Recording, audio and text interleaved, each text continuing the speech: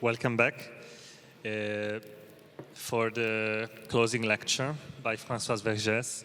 Françoise really doesn't need any introduction, except that maybe it's worth saying that for those who might not know Francoise Vergès, she's a political theorist, public educator, and a colonial feminist activist from Ilha da Reunião.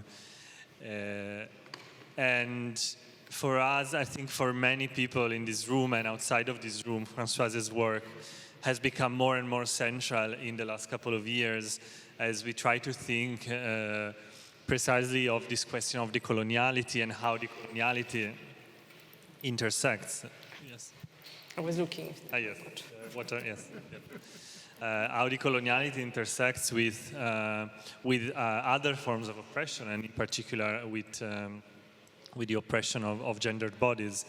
And really, maybe the only thing I will say is that for us, of course, Françoise, your work has been so inspirational as well in thinking about the project, and we felt that it was right for you to close Vulnerable Beings, because we thought that your work could probably help us tie back together several strands that have emerged both in this weekend and in the previous one. We opened the program with Vivian Kakuri, who is an artist from Brazil. And Vivian screened this beautiful work about, for those who were there, you might remember, about, she uses the mosquito as a device, right? But the mosquito, of course, is only like a lens to understand precisely these geographies of the plantation and their persistence in the present. And she was talking about how the history of plantations in Brazil essentially created an epidemiological problem that wasn't there. And I think with your work, Françoise, and with your way of thinking about a place like Réunion, which is where you're from, again, there is a long history of plantations, and the plantation really as a site where, of course, on the one hand, the ecology of the island was completely transformed, where, of course, enslavement was structured and basically became this structure that lasted for centuries. And even then the struggles for liberating, let's say, the population of Réunion were complex and also intertwined with your own family history at some point, right?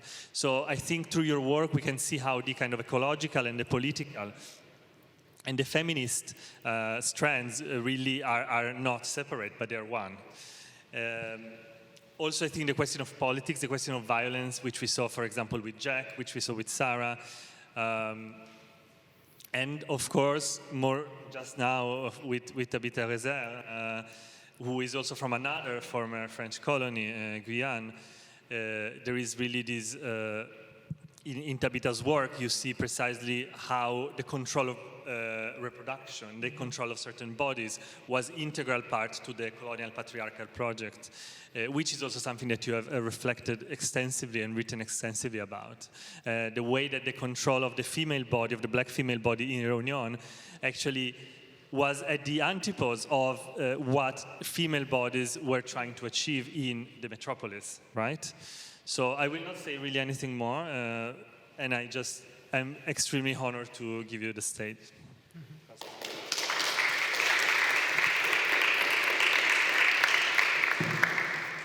Thank you. Good evening. Yeah, when we talk, Andrea asked me to talk about this work I have done, the Island of Doctor Moreau, about forced abortion and sterilization in Réunion Island. But I've been working also a lot around vulnerability till then, especially around women working in the cleaning industry and the kind of vulnerabilities that are being built there, and what I call the economy of exhaustion, exhausting body until they're depleting them of their life force. So I will talk about the Island of Dr. Moreau, but I will extend. So I start with Ruth Wilson Gilmore's definition of racism as I quote, the state-sanctioned and/or extra-legal production and exploitation of group differentiate vulnerabilities to premature death in distinct yet densely connected political geography, and a remark that racial capitalism is I quote, a technology of anti-relationality, which means that collective life in humanity is separated and then reconnected in ways that feed the production of capital and wealth. And finally, I add to this Nicole Poulanza's remark that capitalist state applies a collective selectivity.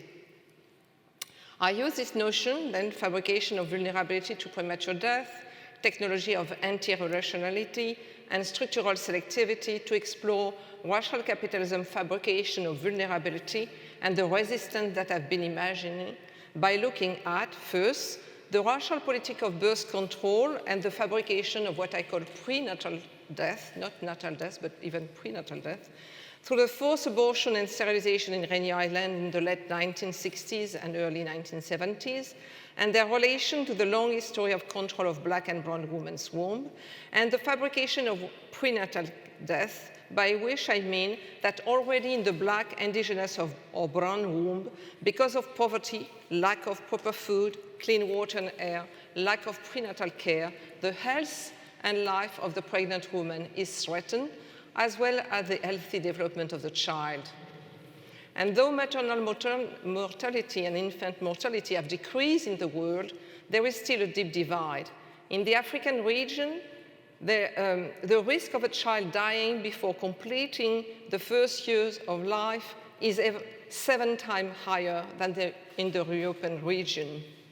And in Nigeria, Congo, Pakistan, and Ethiopia, maternal mortality remains very high. In the global south, or among minority in the north, babies are born with many more diseases than white ones, especially a respiratory disease, so they can't never properly breathe, making them more vulnerable to premature death as children and as adults. Second, I will look also at pandemics and the politics of poisoning and unbreathing. I will look at the 2005-2006 epidemic of chicungunnya in Réunion Island and what it showed already of what we are seeing today with the pandemic of COVID-19. And also at the poisoning by deliberate state politics and industry, weapons, chemical, cattle, and clothes. But here I will speak more specifically of the poisoning of the French post-colony of Martinique and Guadeloupe. And then why in that the people there are refusing French state restriction and campaign of vaccination. They are being poisoned. They say, we don't want.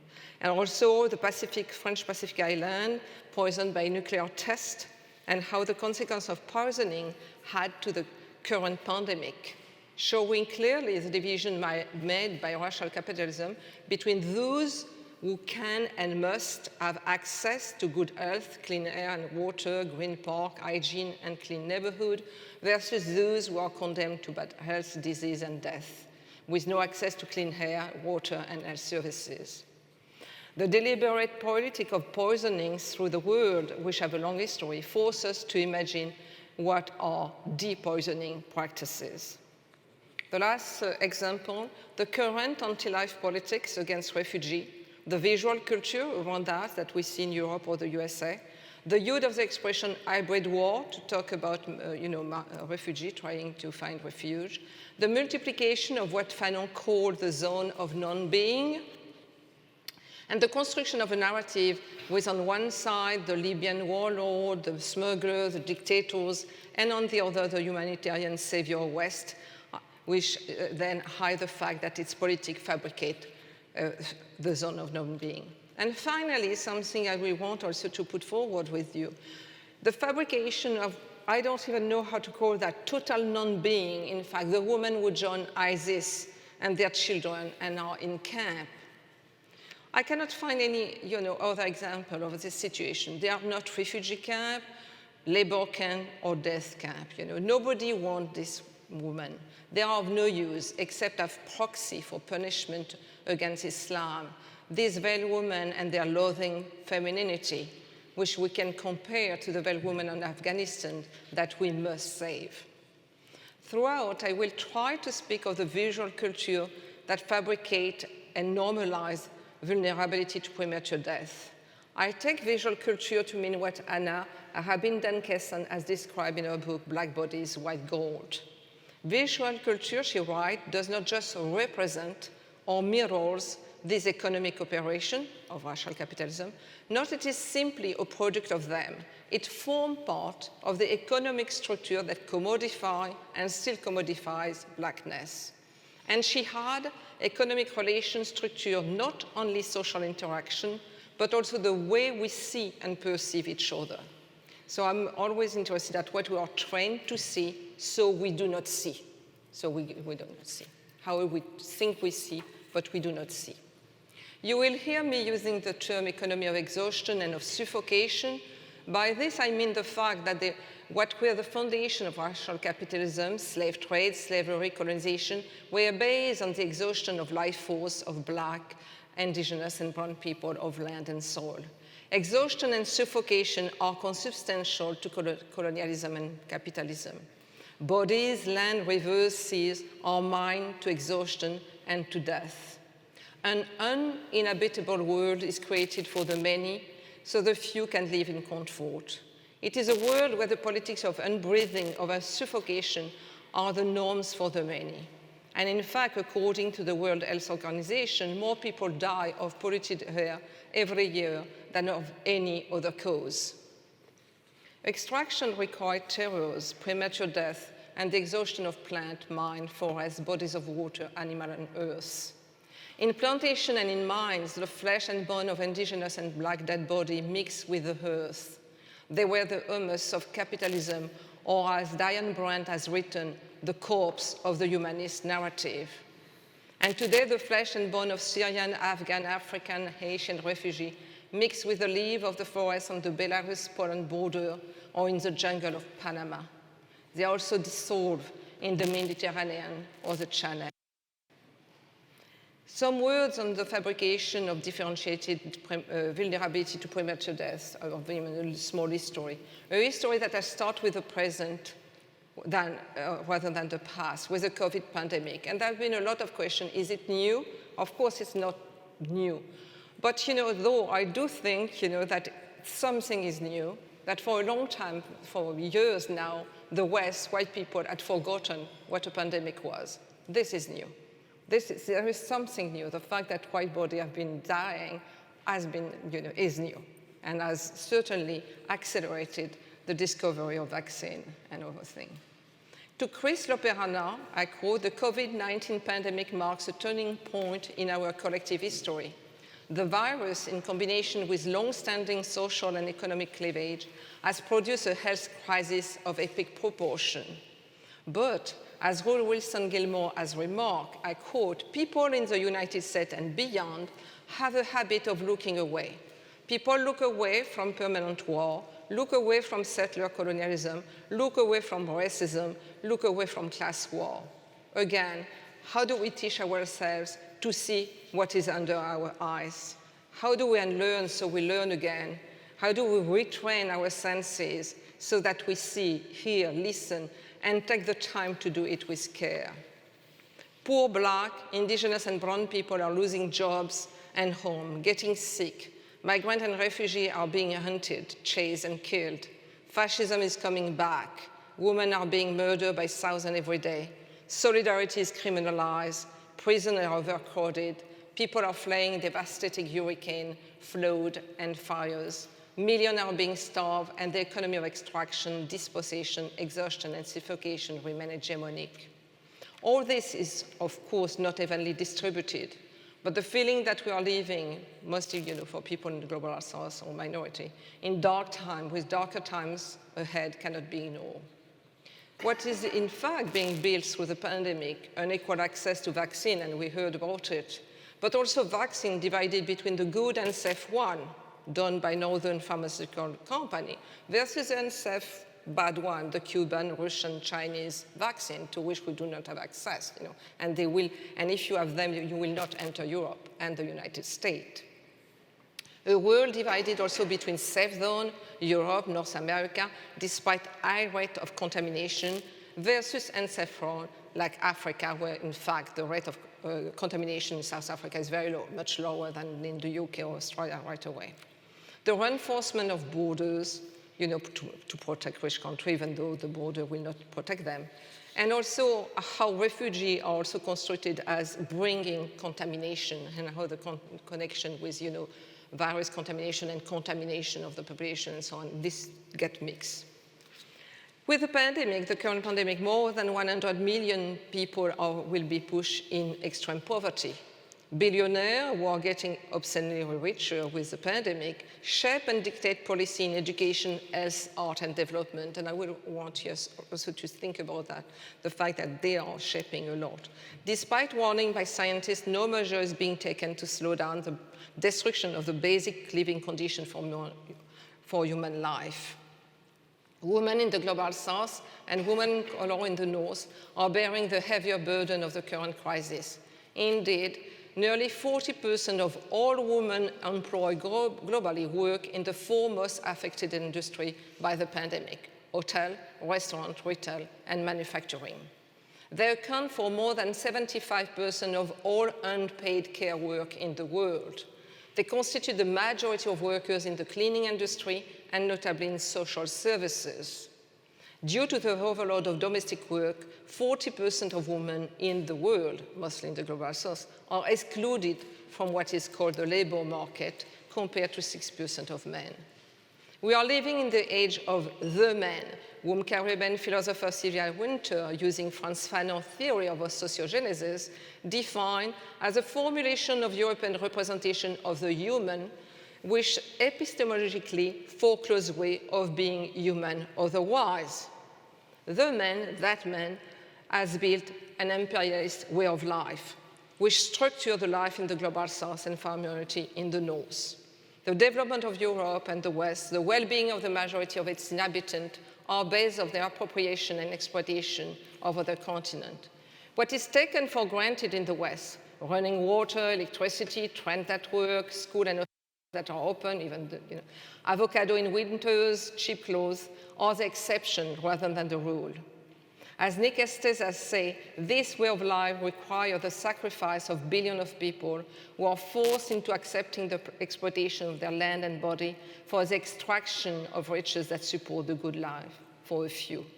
It is a way of life that requires, as Krista Wichterich has shown, I quote, a transnational extractivism of care, organized so that women of the global south compensate for crisis in the north, and taking care of, of children and elderly, cleaning, cooking, providing sex work, while their own needs are not even respected. Could we not even say that women's equality is at an advanced stage in Western Europe because of the rich bestowed on the West? The growing concern for healthy performing body and mind that we see again, with the pandemic, is built on the New Age ideology of the 1970s, which appropriated Eastern and indigenous conception and practices. It has developed in a major and lucrative market, offering meditation and herbal tea, yoga and the exotic world ground, gyms and massage for every age. Its aim is personal efficiency and the maximization of physical and mental power. Protecting the health of the body and reinforcing its humanity to disease requires access to a series of things. Body that creates a safe environment, produce the good food, parks, nature, doctor, dentist, and spa.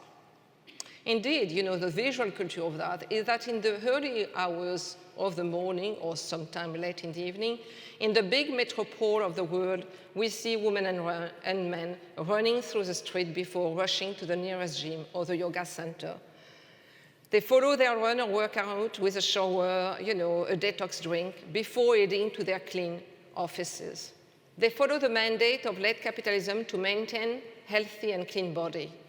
Meanwhile, women of color try to find a seat for their exhausted body as they return on public transit from cleaning those gyms, banks, insurance office, newspaper office, investment company, university, restaurant, meeting room. They doze off as soon as they see their fatigue, visible to those who care to see it. The working body that is made visible, as healthy, is a concern of this industry dedicated to cleanliness and healthiness. The other body is made invisible, even though it performs a necessary function for the first, to clean the space in which the clean bodies circulate.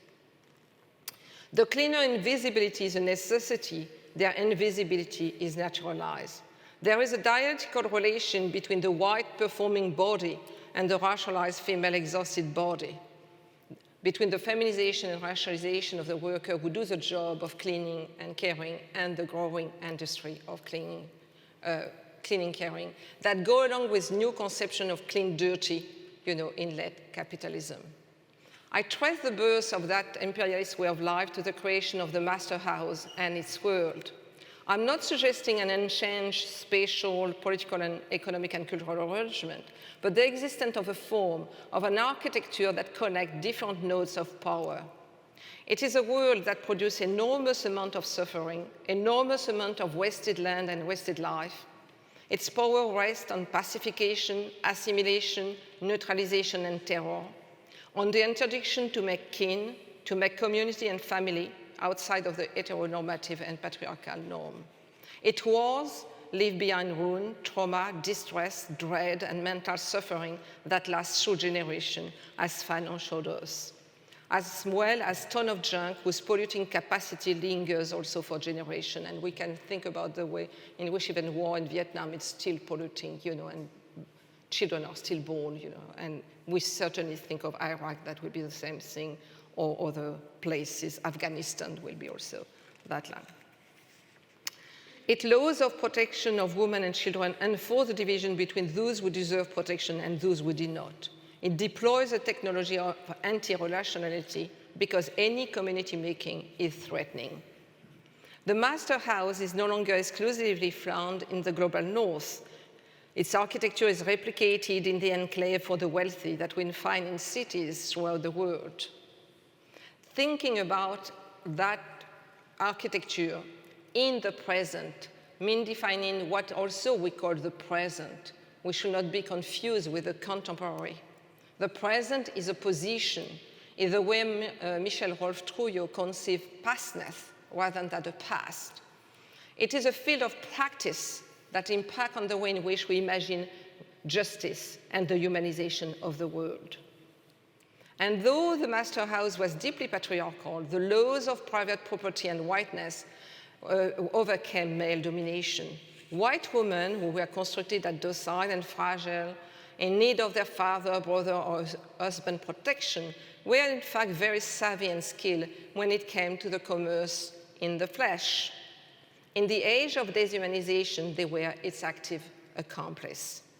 The world of a plantation developed a pedagogy of cruelty, as Rita Segato has said, which inscribed cruelty onto the indigenous black and brown body, made into a territory upon which the message of deshumanization was written, especially if it was female. Moreover, about the anti-relationality, we also see what Palestinian legal scholar Nadira Shahub Kervokian has described as a politic of unchilding, by which she means the understanding of children as political capital in the hand of those in power, the political work of violence designed to create, direct, govern, transform, and construct colonized children as dangerous, or we can think, black and Arab children in Europe, racialized order, enabling their eviction from the realm of childhood itself.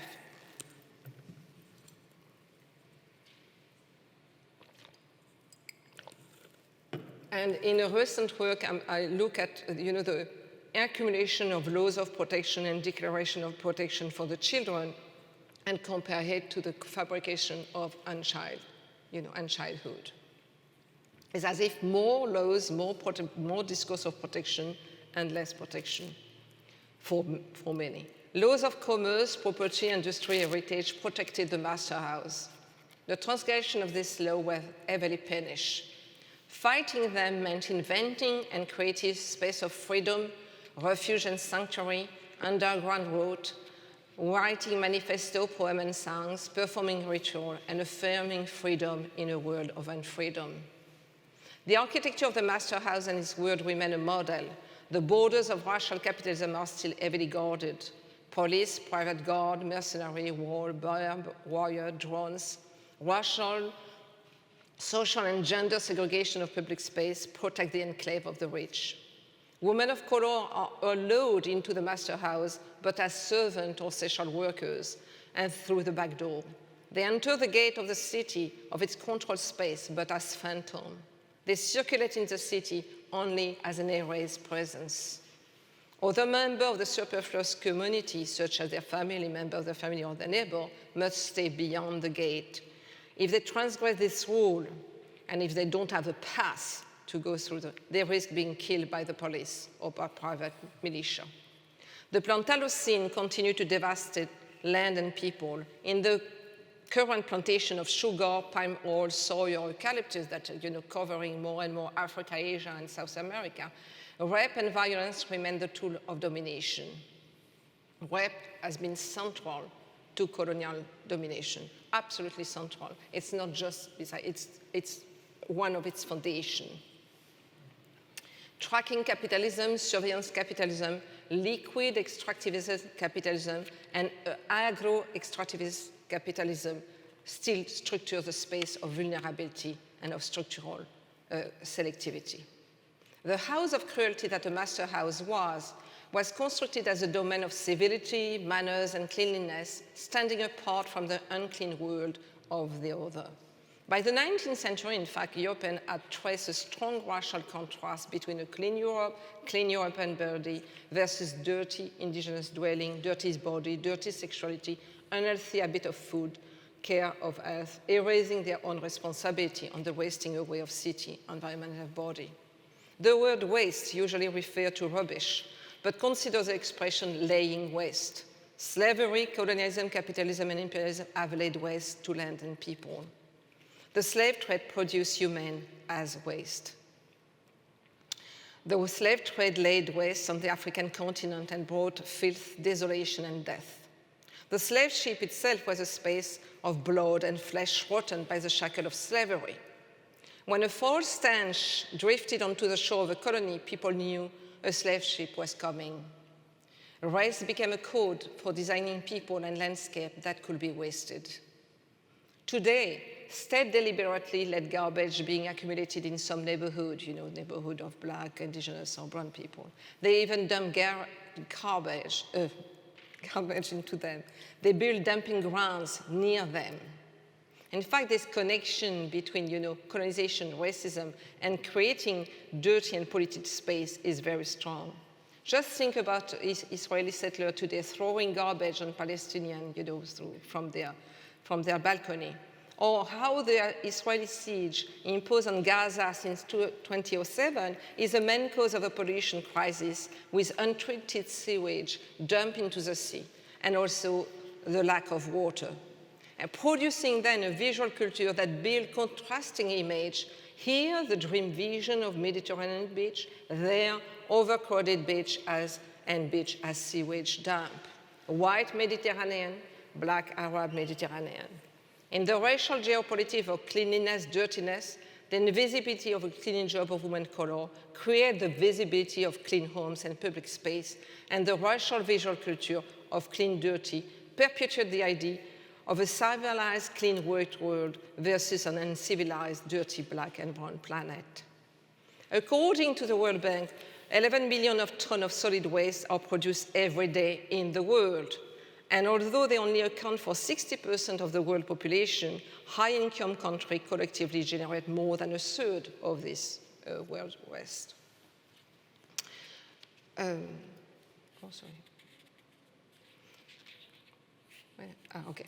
It is so in the data. It's not clear that the data take into account the huge amount of waste generated by imperialist war, as I say, that leave behind so many pollution.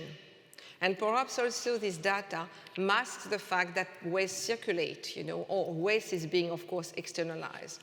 So if waste is a sign of capitalism's success, as Fred Macduff and Chris Williams have argued, then we must understand that this success is measured by the capacity to make the white world clean by externalizing waste. The accumulation of images of filth and garbage in the global south fill the Western public usually with horror. Why are these countries so dirty? Can they clean their street? How can humans work in this filthy place? Don't they see that it's bad for their health? Look at the children. warning even about hygiene and health when traveling to this country, add to the construction of clean world versus an unclean world populated by unclean people.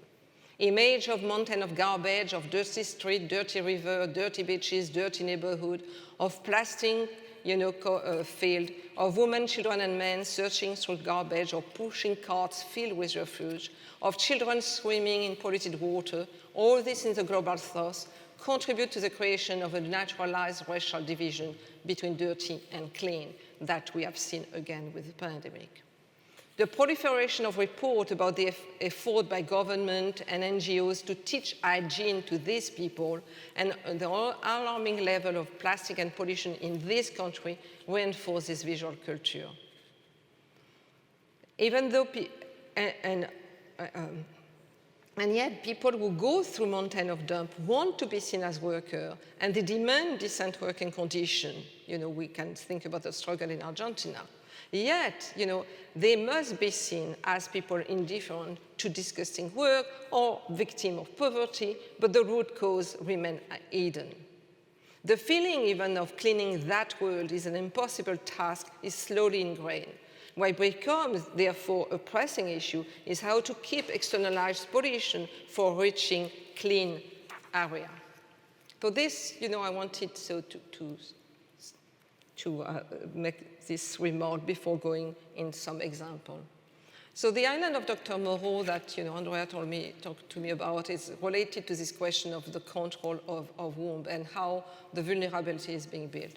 So in June 1917, Réunion Island, a doctor called by the parents of a 17-year-old girl who was emptying of her blood, understood that the cause of massive hemorrhage was a botched abortion. Abortion, remember, was still criminalized in France and heavily punished. And a huge march of feminists, through the street of France calling for free access to abortion and contraception. But this was not the case in Réunion.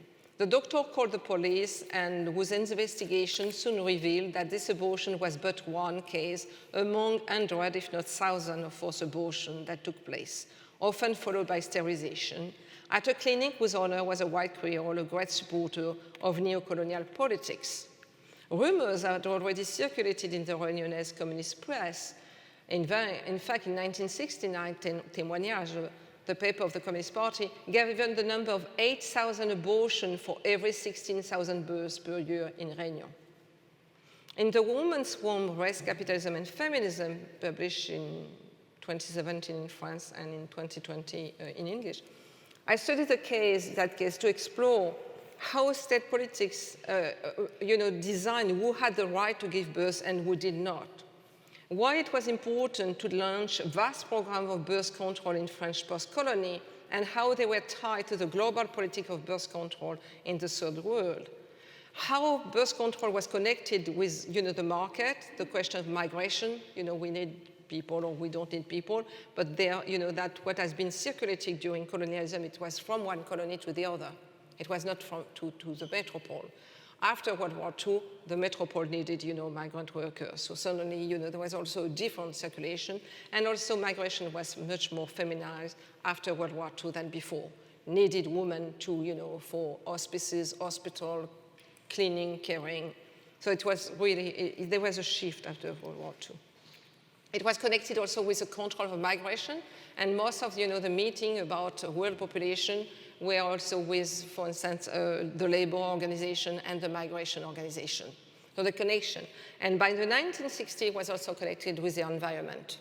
Too many children, too many people destroy the environment. So there was like a construction, slow construction of that world, practically condemned to, too many babies that destroy their environment, that, live in polluted things, and women was responsible, and then their children will want to invade the north, So this was, and the last things also I look at, white French feminists chose to look at it as purely something, that was from past colonial politics, rather than a political choice in the context of struggle for national independence, in the context of the Cold War, or the feminist fight in the West for access to work, in the reorganization of work in the post-World War II world, and the emergence of the American empire.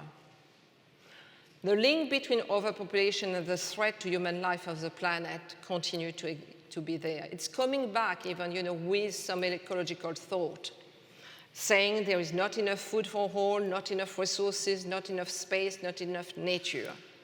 Black, indigenous, and brown women are made responsible. Private foundations, have entered the field, like the Gates Foundation, which has made its priority to give max access to contraception in sub-Saharan Africa. The fear of a black planet is feeding far-right discourse on the Great Replacement, which has justified mass murder, in countries like New Zealand and elsewhere. Women in the global south are caught between a patriarchy that forces them to have children regardless of their wishes, but refuse to provide public services, And far-right forces target their womb and the privatization in healthcare. The fabrication of their vulnerability is absolutely central to that organization. The other point I wanted to make, it was about pandemic and poisoning. In 2005, 2006, in Réunion Island, there was an epidemic of chicungunya, which in Kimakandai language signifies that which bend up, because it wants to describe the contorted posture of people, because chicungunya affects a lot your joint, really, especially, the knees and everything.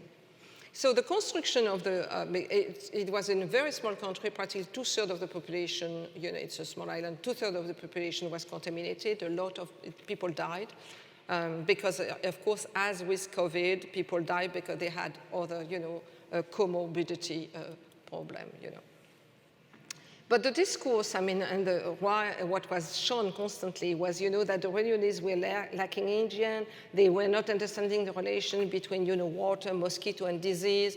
They needed to be educated, And so Frenchmen were sent to Réunion, Doctor, not speaking even Creole, but were sent to educate us. And the state sent the army to spread insecticide everywhere, So it was like an invasion by the army, which led to have, for 2 years almost, totally silent garden, no butterfly, no birds. So when we were looking at why, the epidemic arrived like that, which chikungunya exists a little in Tanzania, Mozambique, and also part of Asia, but not as epidemic. What happened, it was a structural adjustment program, which, for decades had required government to spend less in public health. There have been deforestation, urbanization, mass tourism, poverty, and racism. So this is already showed to me when, COVID-19 started, I thought right away about, chikungunya. And how this, even the construction of protection is made in a way that concerns very few people. For instance, in COVID-19, we are told that we must wash hands almost like 6 times a day. But in many areas, you don't even have access to running water. So, this, how this, been going on. For instance, in Guadeloupe, for the 2 last years, there is no running water. So the people don't have access to water. But also the way the mutations are presented, those who are coming from Africa are certainly more dangerous, than those mutations which happen elsewhere. For instance, all the borders are automatically closed, whereas, in European country where the rate of communication is very high, it's considered safe. So how this, is, how pandemic and poisoning, are also, connected. How effectively in Martinique and Guadeloupe they have been totally poisoned by the pesticide chlordécone, which was forbidden in France, but was still authorized in Martinique and Guadeloupe for years, and now has polluted the soil for generations. There is talk like in 10 generations, maybe clean, the river, everything. People eat, bad food. And so this, and right now, Guadeloupe and Martinique, they refuse, to be vaccinated. They say, no, they don't trust the French government. And this is presented as people who are totally backward, who do not understand the connection between contamination and vaccine, virus and vaccine. So being poisoned, the politic of unbreathing by slow and constant contamination is part, effectively, of, for me, connected with what we call the pandemic. And how to make these things visible, but how to avoid a visibility that will erase what should be seen, the condition of production. How do we build a visibility that do not lead, to demand for reform, but to dismantle the structure of poisoning? The depoisoning practice also, how do we present, how do you make known the depoisoning practice that are being, developed through the struggle for the right to breathe, the struggle for the right to be, in non-poison space. The current, then, there was also, I wanted to talk about the current anti-life politic against refugee and the visual culture of that, and even the expression of hybrid war or weaponizing black and brown body in Europe. How also the focus on smugglers then present the West as humanitarian savior, even though studies show that people do not need most often a smuggler. They organize even, their own travel. Studies have shown that the family buy their boats, they get together and they buy boats, they collectively take care of the children, and of course, after you have terrible story of drowning, but the story of smuggler is really there. The insistence of smuggler is to show that the West must intervene to save these people. But how can we look at this and not see? How, when the Belarus-Poland things happened, we were constantly looking at, we were hearing about the border, even though we were seeing thousands of people, women, men, and children, in absolutely very cold, in very cold weather, in very cold water, living like that. We were just told that, that the border has to be protected. Poland sent the army. So these people were transformed into invasion. They were talking about, effectively, a war. So the visual culture of the zone of non-being, really, that we have seen also elsewhere, of course, in the United States with Asian and Mexican and other people from Central and South America, is now also at the heart. How do we understand this reemergence of zone of non-being everywhere?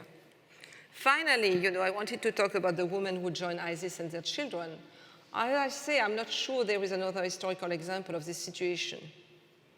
So this woman, in one of the camps called Al-Hol, where 60,000 women and children are living, 2/3 of the young people are under 18. According to the Washington Post, in an article in August 2021, the camp, I quote, stands as a breeding ground for ISIS ideology, and children are indoctrinated by ISIS ideology. And they describe the fact that ISIS attracted a large number of women and girls from different nationalities for the purpose of disseminating extremist ideas, given women and girls' ability to influence young people.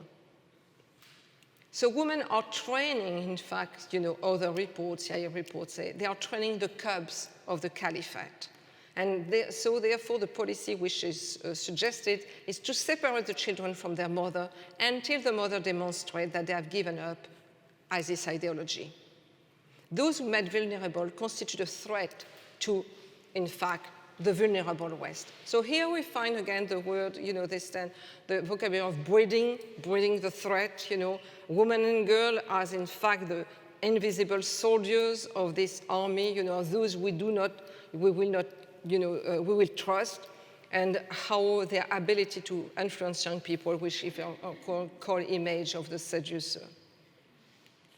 So all this, is for me, all these things, to look at vulnerability through this fabrication of, forbidding relation. Oh, sorry, I need some water.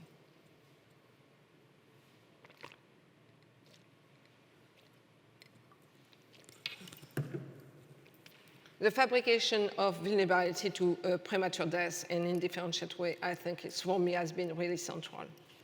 So how to fight back? Well, I always say to get mad, really, really mad, to be enraged, and use that anger to imagine and create, strategy. Create also refuge and sanctuary. I think we will need more and more refuge and sanctuaries. Refuge for emergency, question, where people will find papers, food, warm clothes, safety, information. Sanctuary, where we will have the time to read, to learn, to be trained into, underground tactic. when we will be, when we will find the transmission of past strategy against the fabrication of vulnerability to premature death and tactic, when we will foster imagination to understand how we will fight against that absolutely, global fabrication of vulnerability. So for me, it's really, in fact, what to do should be contained in two, calls, because then after, as I say, we need in each situation to imagine, to see what will be the tactic. There is not some kind of like for everyone, everywhere. For me, it's like get mad, fight back.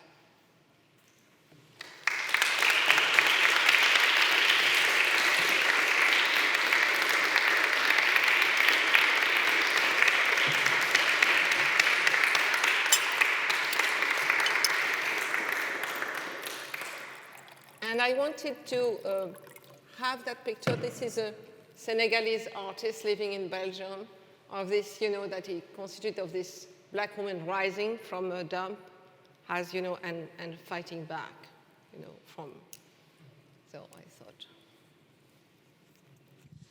I would like to thank you, Françoise. I think there is really nothing that I can add to your words. So I just wanted to see if someone in the room would like to respond, to add something, to state some thoughts or questions. I mean, I think there are so many incredible people here with us today, so I think it would be probably a good occasion to wrap up in that sense.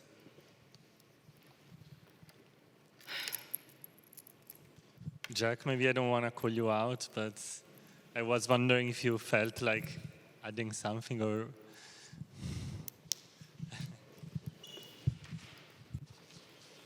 Thank you, Françoise, for this incredible talk. I guess two questions. So I wonder if you could parse out for us a distinction that seemed to be crucial in the talk between the circulation of trash from, say, the global north to the global south, and then a kind of racial ideology within which people of color are trash. Mm-hmm. And this seems to be a kind of axis point ideologically. Mm-hmm. So that's one question. Then the other, I did want to hear more about the island of Dr. Moreau. Mm-hmm. I get the reference, this island that H.G. Wells imagines as a site for these monstrous experiments with disposable native bodies, right? On behalf of a Western medicine that is treating the good bodies. But I'd just like to hear more about that. I haven't revisited that text for a while, and it was very suggestive as a kind of coda, as a way of decoding some of these complex moves that you're making. Mm-hmm. Right, thank you. Yeah, you're right. I mean, there is this, how can I say, I don't say if it's connection, but there is there is some kind of connection between the circulation, I mean, the production of trash, the huge production of trash by the north.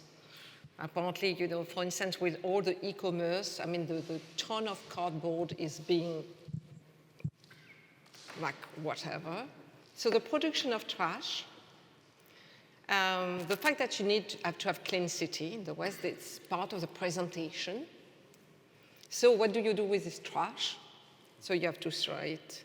And then, so what I thought, because I was struck because of the gentrification of city and walking street and everything, like a decor of cleanliness and safety that is built on effect, I mean, that pushing away either not necessarily in the global south, but in, poor racialized neighborhoods, which will not have park, clean air, and all this.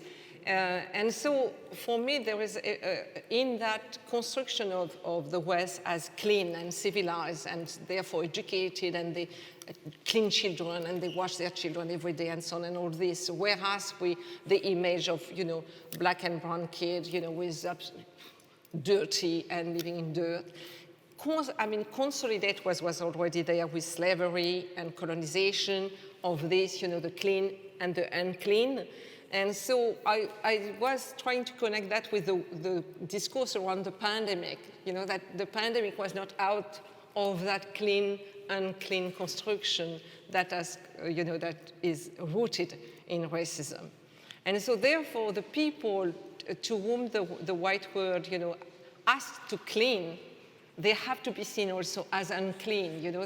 There is something that, the cleanliness of the white world has to be as if it's natural, right? It's like by nature, even though we know that hygiene took a very long time, especially in France, that took a very long time, But this construction is absolutely essential and it's connected with health and maintaining the healthy body, and it's connected even with the possibility of overcoming the pandemic versus these people who will never get out of the pandemic.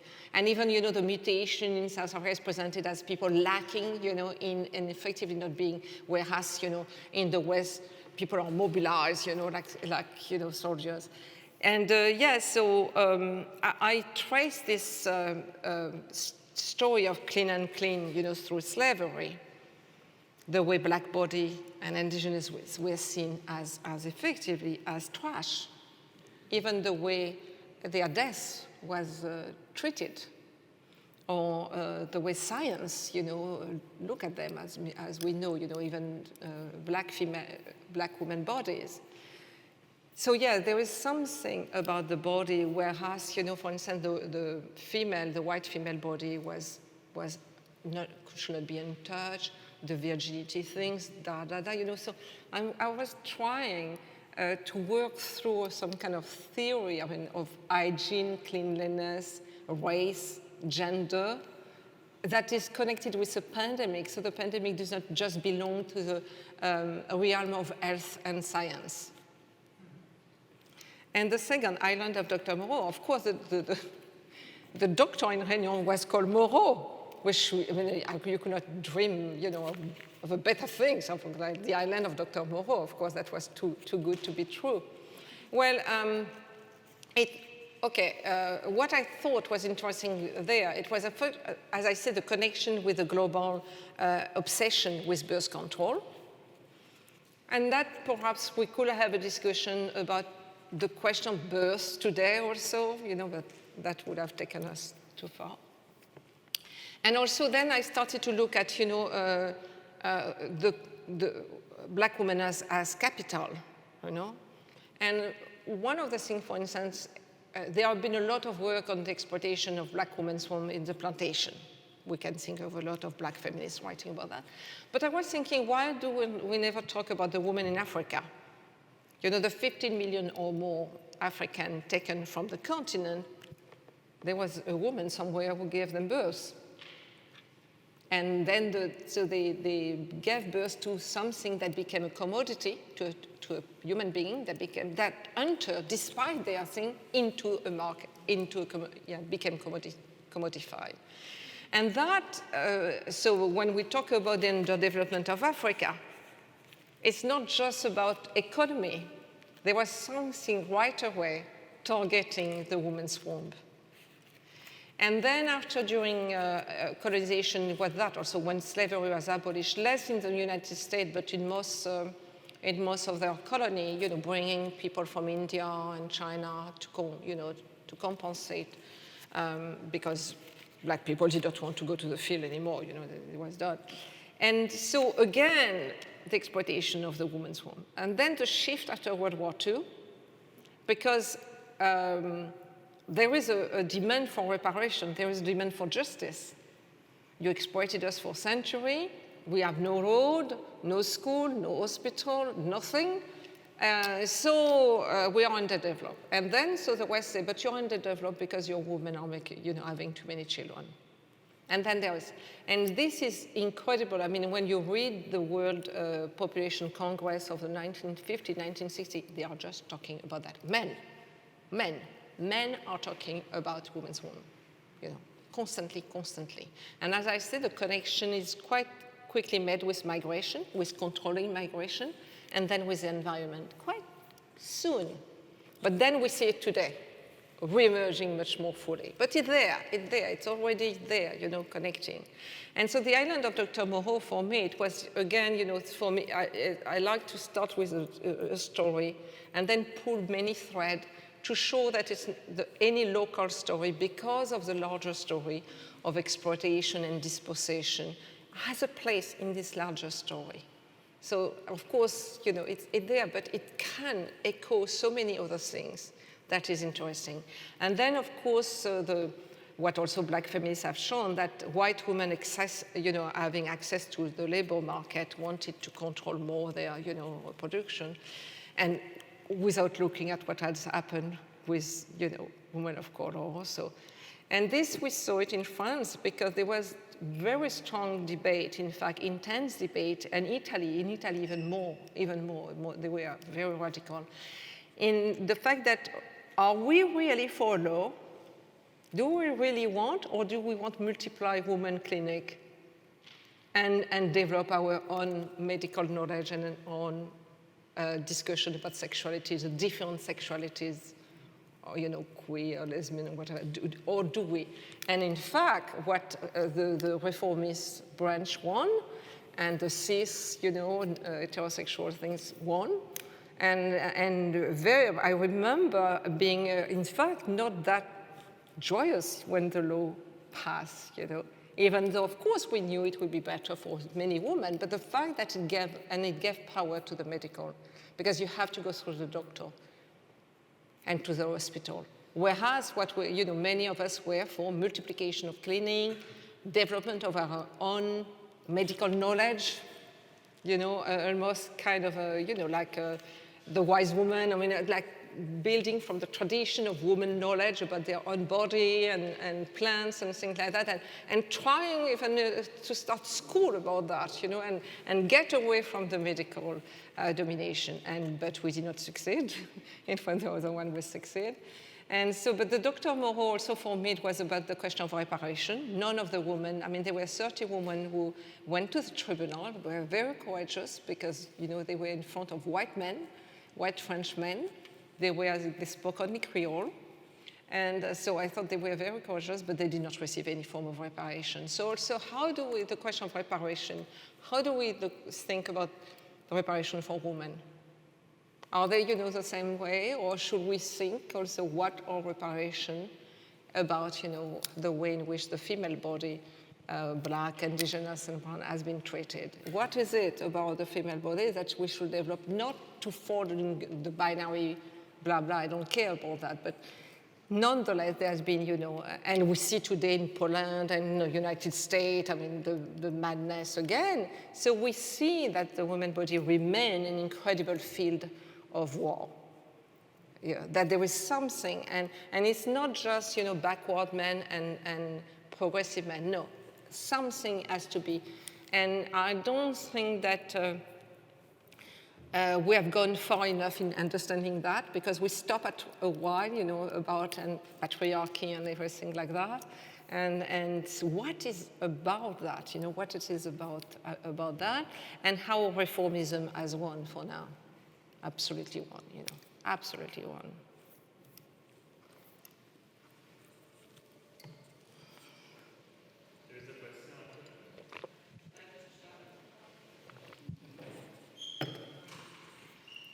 Hi, thank you for that.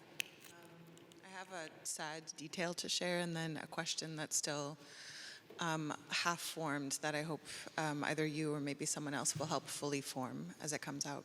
But first, I spent some time working with and speaking to asylum seekers on the US-Mexico border, primarily Haitians, as a journalist and then also as an interpreter for people who were applying for asylum. And one of the things that I heard again and again by people who were held in detention on the US side of the border was, among other complaints and other sort of documentations of mistreatment, they said that they weren't allowed to bathe. For days, they weren't allowed to bathe, they weren't allowed to brush their teeth, and it was a real point of distress for them. the question, or the half question I have, is related to, I guess, pollution and waste. I thought a lot as you were speaking about a book I read earlier this year by an Indigenous artist and plastics researcher in Canada. Their name is Max Liboiron, and they wrote a book called Pollution is Colonialism. Mm-hmm. And one of the main points they really try to emphasize is that pollution is not a metaphor. Mm-hmm. It is not a byproduct of colonialism. It is an enactment of the colonial relation with the land and all beings on the land. So I wonder, I think my question, is about metaphor, about the uses of it maybe, the limits of it. And that's about as far as I got. But I really thought about that in particular, about pollution not being a symbol or metaphor.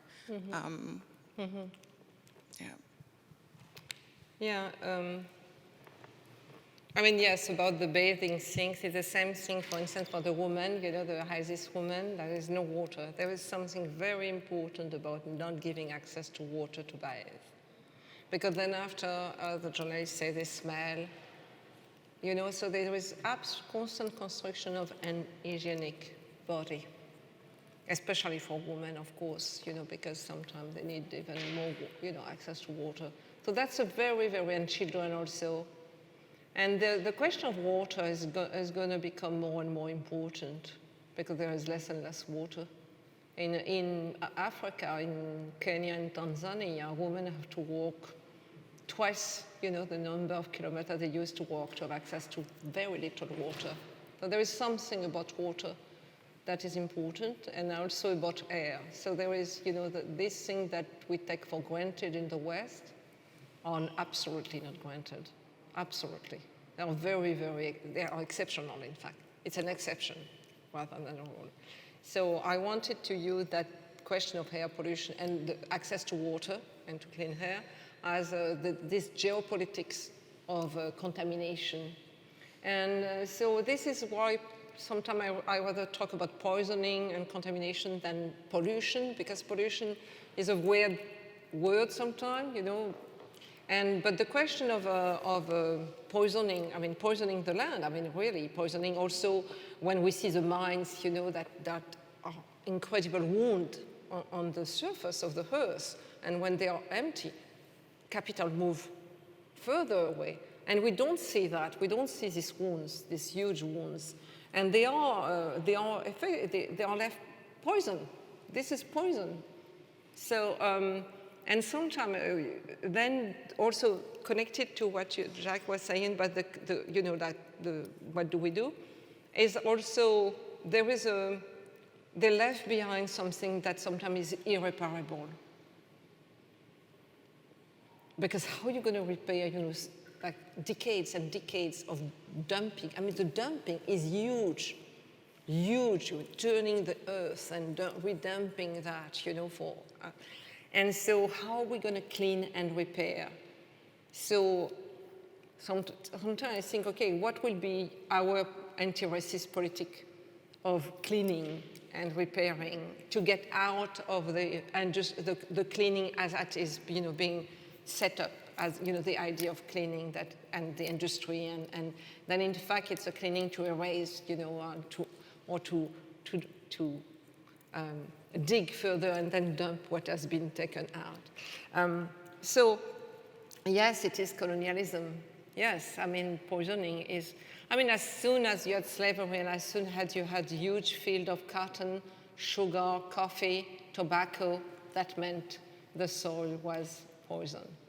There was and it has nothing to do with just pesticide, and it has to do with monoculture. You exhaust. So this is also why I see exhaustion, suffocation, poisoning together. It's not here suffocation and so on. They go together.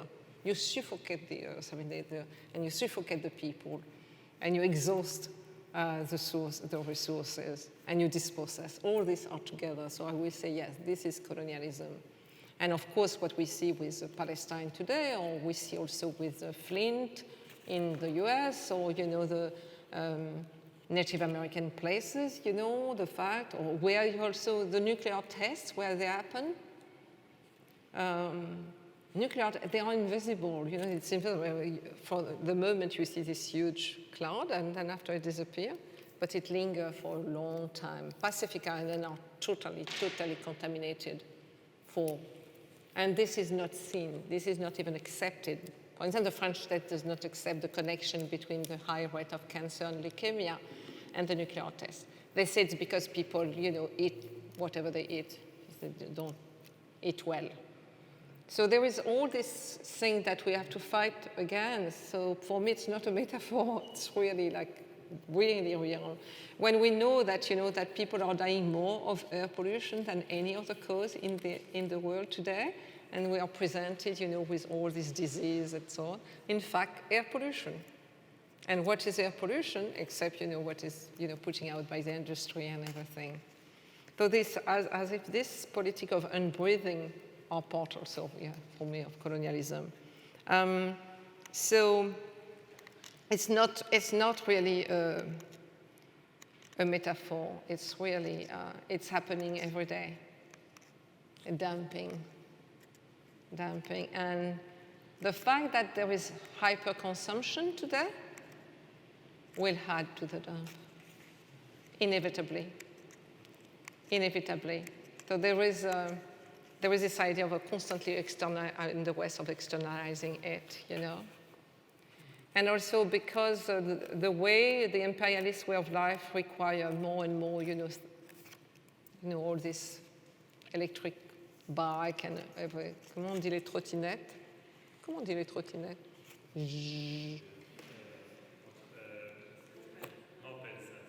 Okay, these are electrical battery. And this is presented as a green thing, but in fact it means, you know, Niger and Burkina Faso and so on are being destroyed. Congo. So this is what I say also, you know, that there is a green ecology that in fact again follow that politic of clean and dirty.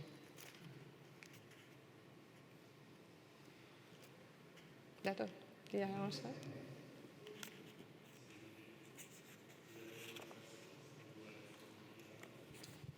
Yeah, well, first of all, many thanks for this incredible, I would say, presentation. And I would like to continue precisely with this question. I would like to follow up with this idea of how this dirtiness or this idea even of cleanliness is not a metaphorical one, but it is a very material one, and therefore it's a very political at the same time one, even though that at the same time is creating very specific narratives, ideologies that could work in a narration, but at the same time they are having very material repercussions. Within that, I was very struck in the way that you were describing the territorialization of blood, the territorialization of bodies, the territorialization of wombs. And I was thinking precisely, maybe even to tie it up with our very first event this weekend, with Jack's precisely presentation, that one of the interesting aspects of the piers in New York, and that it was seen in the Alvin Balthroph's photographs, for example, it was the recognition of this collapsing of certain infrastructures, the recognition of their very dirty nature in the scheme of things, in the recognition of their porousness in a way.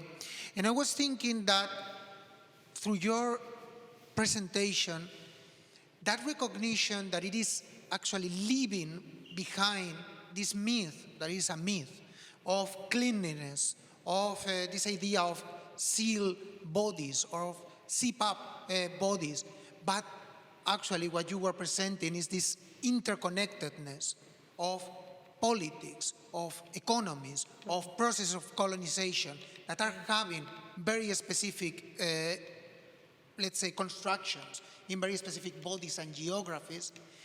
If could be also a tool to fight back. I mean, this idea of they are dirty in this kind of narrations, because we are all dirty, but we impose those narratives precisely to, configure a dream of an us that it is equal and that it is completely detached. Meanwhile, the other recognition is precisely what it is fighting back through. No, you are as dirty or more dirty than this. I was, that's very interesting. I was talking with people in township of South Africa. No water, nothing, no picking up garbage by the city and so on. And so what do you do with that? Because you saying it, it's produced, but how do you fight back? How do you make the life nonetheless? Because you're not going to leave the township. Or very few can leave. But so how do you make the uninhabitable place inhabitable again? And this is for, when I was talking with them, for them, the notion of humanizing the world is very important, to make effectively the world more human.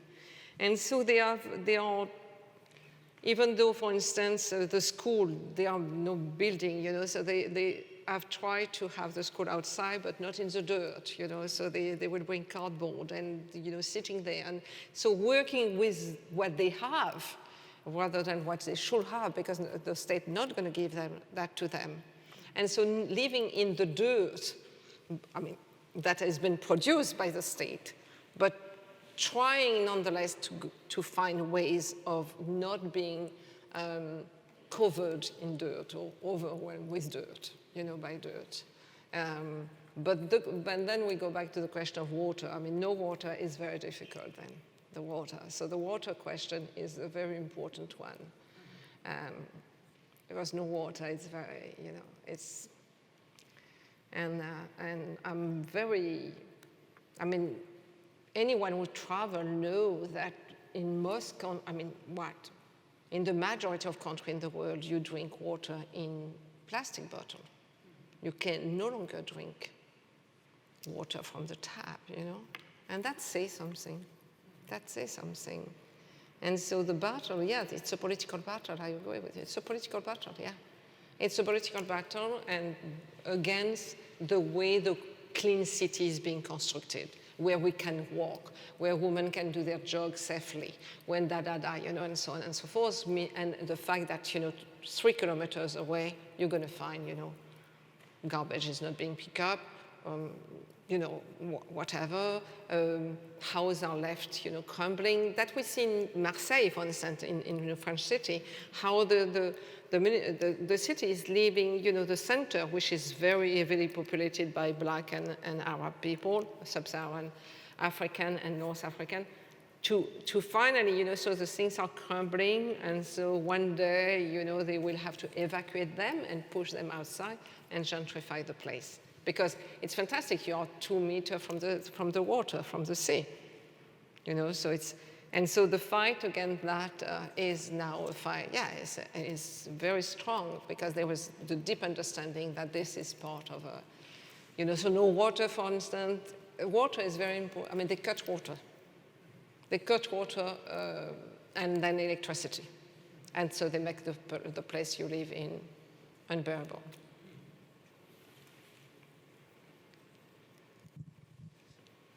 I would like to thank you, Françoise. We couldn't have been more honored, really, to have you closing the program. I think it's really a privilege to have been here with you.